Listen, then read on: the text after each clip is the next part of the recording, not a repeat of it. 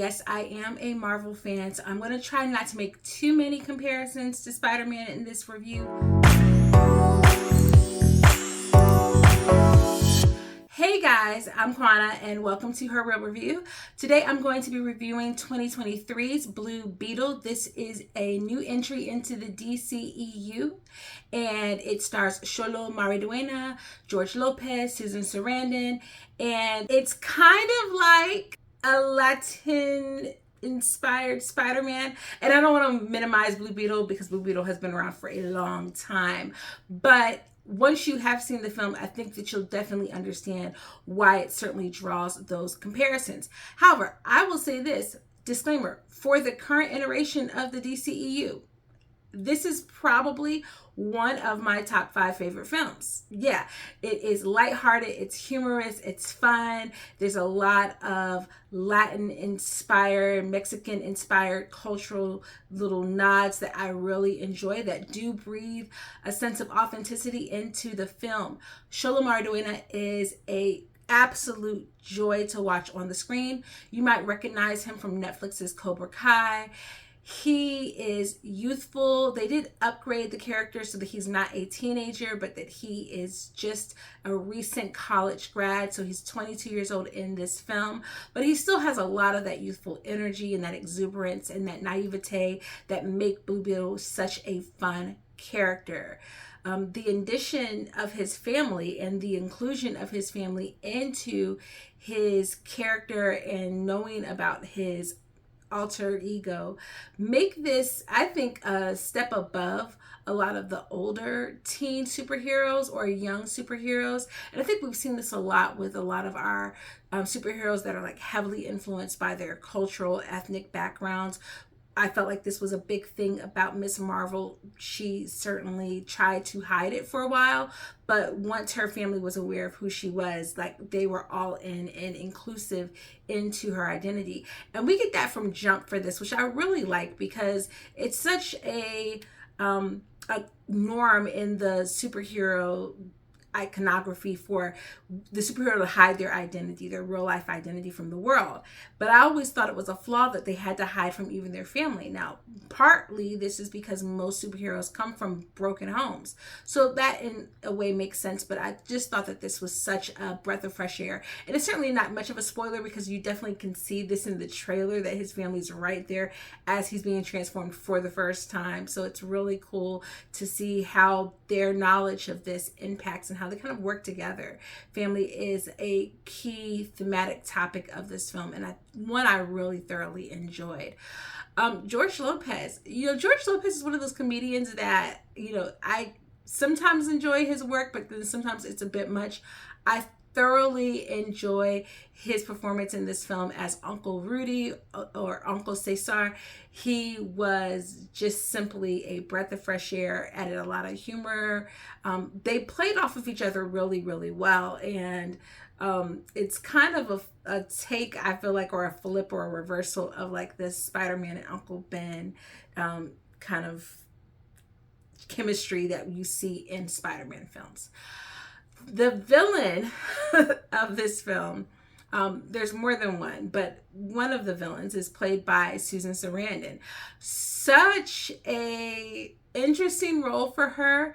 I've been a long time Susan Sarandon fan.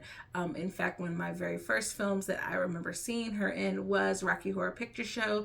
Don't at me. No, I should not have been watching Rocky Horror Picture Show at the young age that I did first watch it, but suffice it to say that, Janet is one of my favorite characters. Seeing her in this role was kind of interesting. I don't know how well she fits into the role, and we don't get as much of her backstory. She is kind of like a canned villain, like just very one note, very flat. I think that's one of the things that kind of takes this down just a notch, that we don't get enough backstory. There is another villain that we get a little bit more backstory to, and that does kind of round out that character and makes that feel a little bit more fulfilling. And it kind of makes sense that you would get a flat superhero for this, or flat supervillain for this superhero introduction, but I do like it when we get a little bit more like background and history between our villains and our superheroes, because it makes for those fight sequences to be so much more intense, and there's so much more on the line with it. The dynamic between the character of Jaime and his sister, also very, very lovely. I could have spent so much more time with just Jaime and his family, that when he was taken away from the family in order to fight or whatever, it was like, oh, where'd the family go? But then they were right back again, and it made the film so much more enjoyable. I actually had to see it this weekend for National Cinema Day, so it only cost me $4 to go see it. Plus, but I definitely wanted to support this film because I think it's important to have representation on the screen, especially in superhero movies, so that young people can see themselves as superheroes. They can see themselves as people who exist in the future and not just people who exist in the past. I think that's a really important dynamic. I think that this was just an all-around solid superhero movie, and DC doesn't really have a lot of those. They really struggle. I will say this, they normally stick the landing with the intro movies. It's usually in the sequels where they start to fall apart, trying to kind of like cohesively build this universe. This was done the right way. The fact that they reference all of the other superheroes that are existing within their own cities, all within this universe, but not all on top of each other.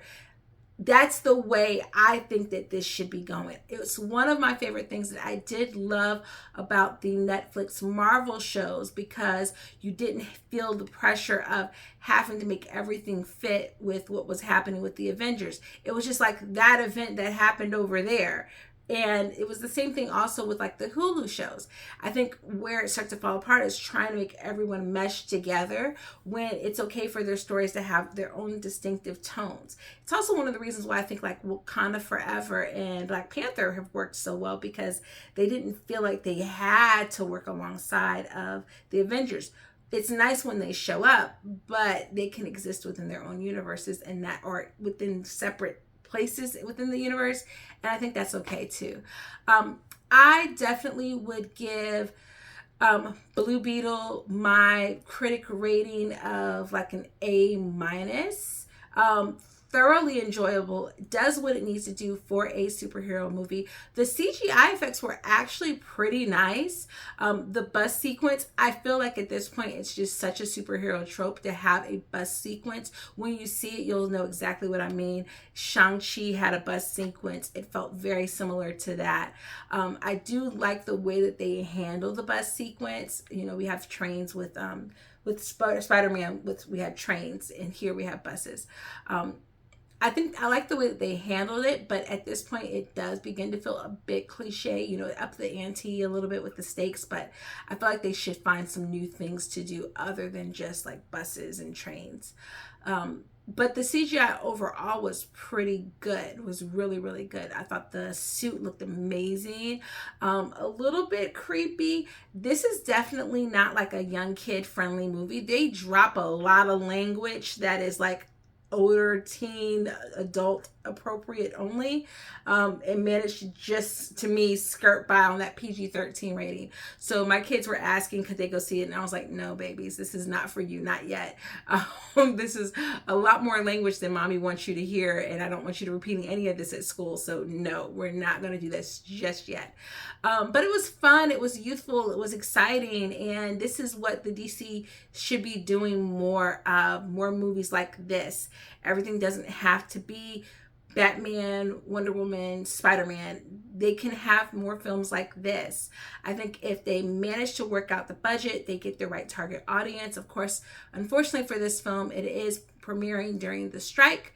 However, seeing as how it was originally slated for streaming anyway, you know, it's I don't think it's as much of a loss as maybe critics or even reporters are making it out to be. I think that ultimately this shows good promise, because they haven't been able to dial into what would have been probably a very aggressive social media rollout with TikTok and Instagram, and we didn't get any of that. And so I think that it's okay for this film to exist like it does, and I think if once Hollywood gets themselves together and pays their people, then we could have these movies, and these movies will flourish. Makes me really sad to know how good this movie was. Makes me really wonder what we would have gotten if Batgirl had been allowed to be released, especially considering that the Brendan Fraser was in it, and he is having just an amazing comeback. That would have been a great film. Batgirl next to Blue Beetle, and to see those characters like working together. It'd been nice to see them make a Young Justice work with those characters, and it makes me wonder, will we ever get Batgirl, because it's not seeing the light of day as of right now. There are 2 post-credit scenes, and I, as a film-going fan, sat around and stayed for the whole thing. Most of the theater left at the one that appears immediately after the end credits kind of begin. A few people stayed because I kind of did yell out and say, hey, there's another post-credit scene in case anyone wants to stick around and see it, because it just made me mad that like everybody was walking out. That being said, like if you're just a passive fan, you're probably good enough to just leave after the first one. But if you are a fan of films and just want to see what little things the director felt were worthy enough to add to the film, I think definitely stay for that last post-credit scene. It's not going to add anything to the lore per se, but again, it adds a lot of that cultural flair to this movie that makes it stand out in a really nice way. But if you have already had a chance to see Blue Beetle, let me know down below in the comments. Did you love it? Did you like it? Did you have a good time? I hope you did. I had a great time. I don't think anybody hating on this movie probably only really likes really dark superhero movies. It's just my opinion. What do I know? All right, guys, it's been a little while, but thank you so much for dropping by.